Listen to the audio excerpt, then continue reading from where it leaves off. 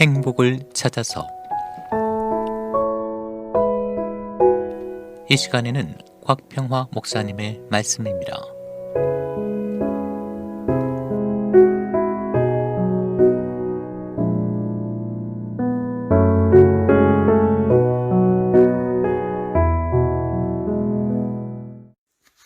링컨 대통령이 변호사 시절에 스탠턴이라는 정적이 있었습니다.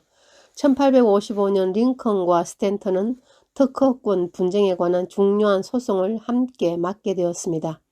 스탠턴은 그 당시 똑똑하고 유능한 변호사로 꽤 알려져 있었습니다. 스탠턴은 저 따위 시골뜨기와 어떻게 같이 일을 하라는 겁니까? 하면서 나가버렸습니다. 스탠턴은 성격이 직선적이고 오만하기까지 해서 링컨을 무시했고 10여 년간 링컨의 날카로운 라이벌이었습니다. 1861년 링컨이 공화당원으로선 최초로 미국의 16대 대통령에 당선되었습니다. 민주당원 스탠턴은 링컨이 대통령이 된 것은 국가적 재난이라고 공격했습니다. 링컨이 대통령이 되던 그해 4월에 남북전쟁이 터졌습니다. 링컨은 북군이 밀리자 군대의 새로운 활력을 불어넣을 인물을 찾았습니다. 링컨은 스탠턴이 비사교적인 성격이지만 누구보다도 애국적이고 열정적으로 일을 잘할 수 있을 적임자라고 생각했습니다. 링컨은 주변의 반대에도 불구하고 전시 국방장관에 스탠턴을 임명했습니다. 스탠턴은 강력한 애국심, 투철한 사명감과 정직함으로 군대를 엄격히 관리하여 결국 남북전쟁에서 북군을 승리로 이끌었습니다. 링컨이 암살자의 손에 맞아 숨을 거두었을 때 스탠턴은 링컨을 부둥켜 안고 여기 가장 위대한 사람이 누워 있습니다 하면서 통곡했습니다. 관용을 베풀면 존경을 받습니다. 관용은 너그러움에 있습니다. 관용을 베풀 때 우리의 가슴은 넓어집니다. 관용을 베풀 때 사람들에게 놀라운 영향을 끼치게 됩니다. 크리스찬 리더십은 하나님의 선한 뜻을 이루기 위해 한 사람이 다른 사람들에게 영향을 주어서 그 사람들을 움직이게 할 수 있는 능력입니다. 예수님의 부름을 받은 12제자 중에 베드로가 있습니다. 베드로는 장차 반석 같은 사람이 되라는 베드로의 이름을 예수님이 불러주었습니다.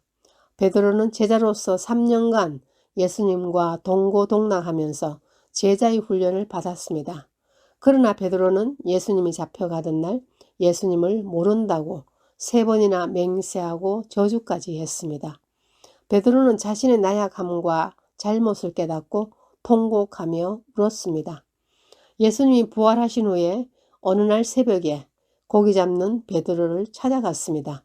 예수님은 베드로를 위해 손수 아침을 준비하고 불렀습니다. 함께 식사를 다 마친 후에 베드로에게 질문했습니다. 요한의 아들 시몬아, 내가 이 사람들보다 나를 더 사랑하느냐 하고 3번이나 거듭 물었습니다. 베드로는 3번 다 모두 그렇다고 대답하였습니다. 그러자 예수님은 베드로에게 자신의 양들을 잘 돌보라고 사역을 당부하였습니다. 베드로는 평소에 성격이 급하고 경솔한 탓에 실수를 하였고 급기야는 예수님을 3번씩이나 부인까지 하였습니다. 그러나 예수님은 그런 허물 많은 베드로의 모습까지도 용납하시고 친히 찾아가셔서 부끄러운 상처를 회복시켜 주었습니다. 예수를 부인하던 비겁함을 나무라지 않고 베드로의 바위 같은 믿음의 잠재력을 인정하고 사역을 맡겼습니다. 베드로는 예수님의 용서와 관용으로 다시 일어나서 목숨 걸고 복음을 전하는 위대한 사도가 되었습니다. 오늘날 우리의 일상생활에서 자만심과 안이함으로 매번 실수하고 때에 따라서 신앙을 버리는 우리의 연약한 모습을 보게 됩니다. 예수님의 용서와 관용의 리더십을 배워서 다른 사람들이 과거의 잘못보다 변화될 미래의 가능성과 장점을 인정하여서 사람을 키운다면 존경받는 사람이 될 것입니다.